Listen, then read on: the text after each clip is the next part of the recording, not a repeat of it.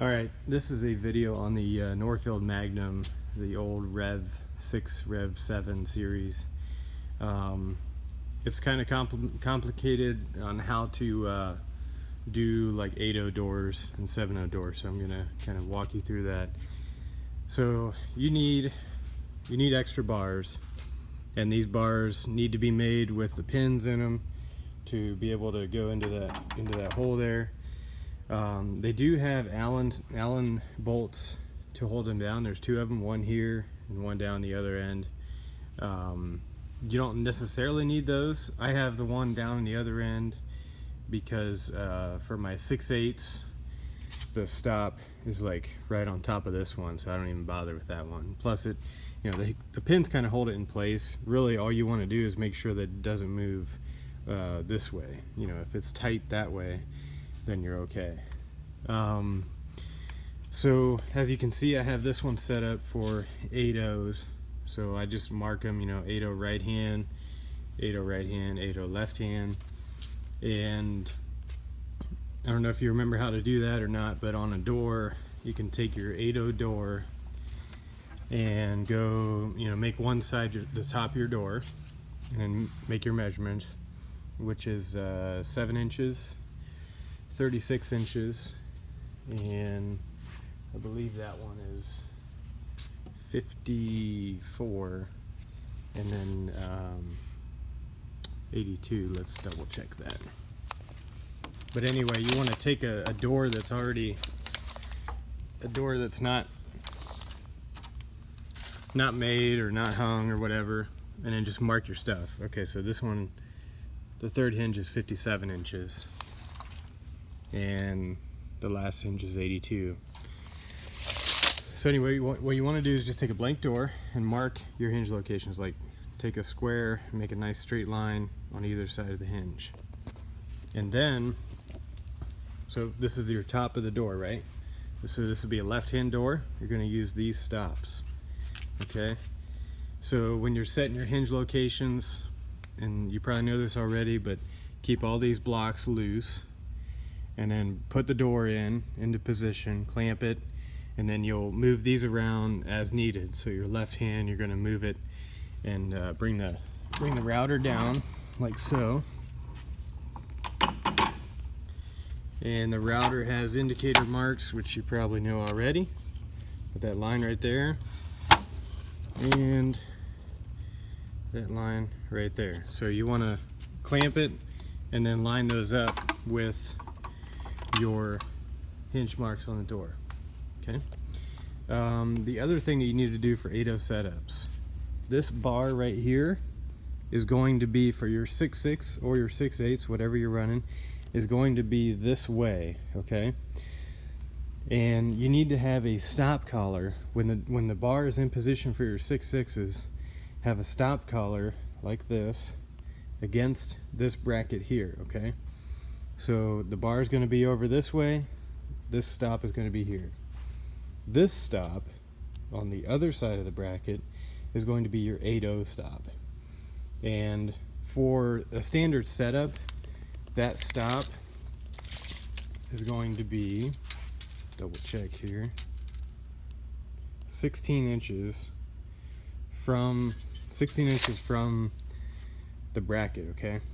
So for example, if you have your bracket set up for a 6/6 door, this stop is going to be against here, and this stop needs to be, for a 6-inch door, needs to be 14 inches from the bracket, because you're already 2 inches different than what I am. Okay, so you want to loosen this right here, and there's not a tighten thing on this one. This one just slides.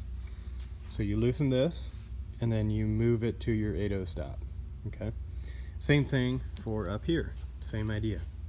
You'll have this stop set for your 6/6s, and that will be when this bar is all the way against this bracket in the 6/6 position, and you will have another collar over here for your 8.0s, and it'll be the same story, same measurement as this is.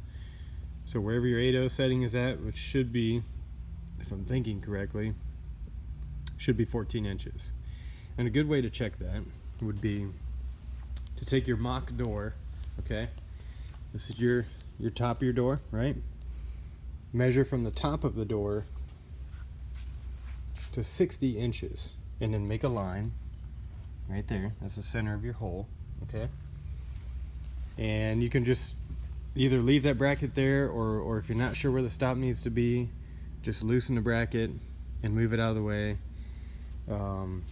And come in, bring the door in, clamp it, and line it up with your center there.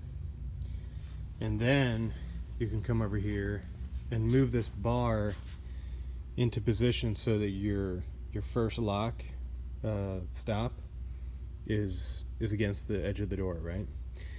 And then once you set that where it needs to be, then you can set that stop collar. That's a good way to do it as well. But it should be, if everything's set correctly, it should be like 14 inches from the bracket, if that makes sense. And then the same exact thing over here. So really nothing different. Same concept. So that'll make it easy for you to switch to 8/0s without having to do a bunch of measuring. If you have your set collars set correctly, all you got to do for your 6/6s, bring it in, smack it against there, tighten it down, run your 6/6s. If you want to run your 8/0s, then loosen that and pull the bar this way, smack it against the bracket, and tighten it down, and then run your 8/0s. Now, for 7/0s, you're going to have a 2-inch difference, okay?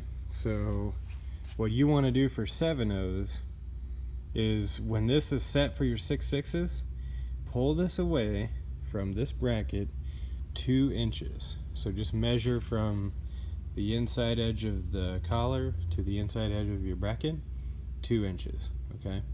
Same thing for up here on this jam stop right here, okay? Hopefully that makes sense.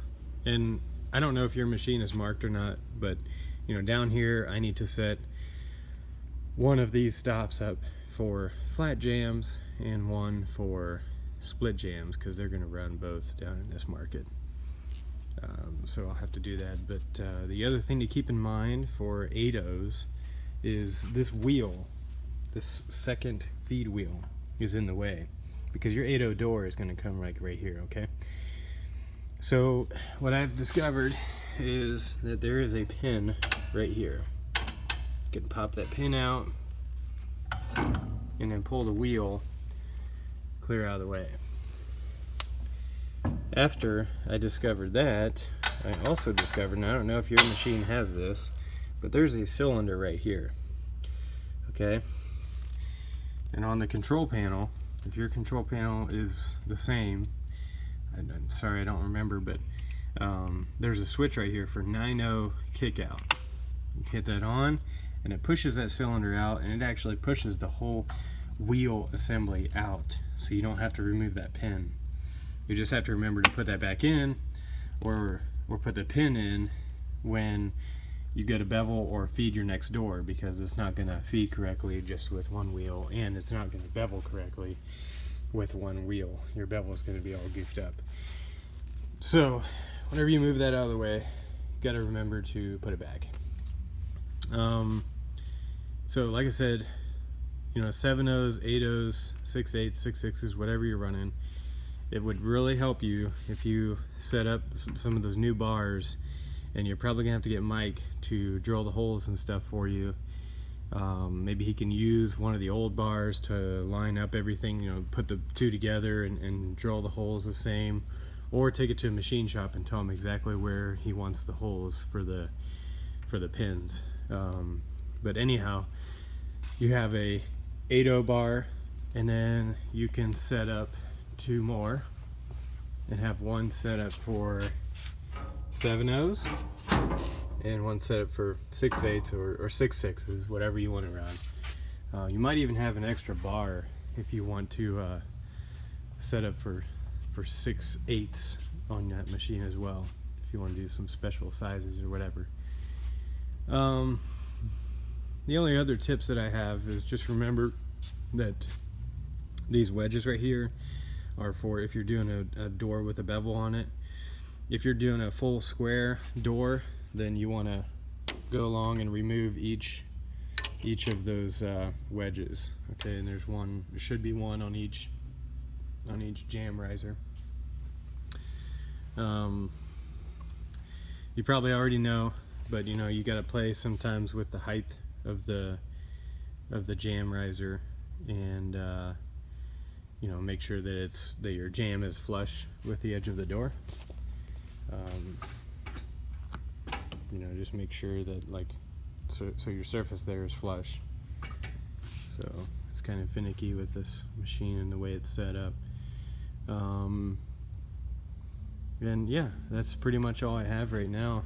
Hopefully that kind of makes sense how to set up for 8/0s and 7/0s. Just, you know, and if you don't have these stop collars, if you're missing some, you can get them at the hardware store. I think that's just a 3/4 inch shaft or pipe or whatever. So just a 3/4 inch stop collar is what you need. And they do make some that are like 2 pieces. So if you're missing like a middle one, you can just get the 2-piece and you don't have to take the bar all the way out to put it on. So yeah, hopefully that makes sense. So one other thing just to keep in mind, I know sometimes it's up to you guys, but these things I think on your machine were loose, so you could turn it for flat jams or split jams, and so that means that you would have a collar here and a collar here. So you just want to take that collar and move it out, okay? And then just tighten these down to be able to hold it in position. That way it doesn't move in or out. Because if you keep that loose then, and let's say it for whatever reason comes this way because there's no stop here, okay, then or vice versa, if you're doing your 6/6s, your stop's going to be all the way out here and there's not going to be a stop on the other side, right? So it's gonna want to move. So it's kind of annoying. I mean, if you're doing splits and flats, but if you're just doing flats, you can just turn it for flats and then tighten that down, and nothing's going to move on you. So if this makes sense, awesome. If not, let me know. I'll see what else I can do or share with you to help it make sense. But biggest thing, you know, would be to just take a mock 8/0 door, pull one out of stock or whatever it takes, and do both sides, left and right. Set your hinge locations, mark them on the door, you know, and then check it afterwards and see if it needs calibrated a little bit. And you know, make sure you check your reveal there. You want, I think it's a 1/16 of reveal maybe. I don't remember what the spec is, but whatever your reveal is from here to like the, you know, where your header's gonna be, you want a gap there, right? So keep that in mind and fine tune as necessary. And good luck.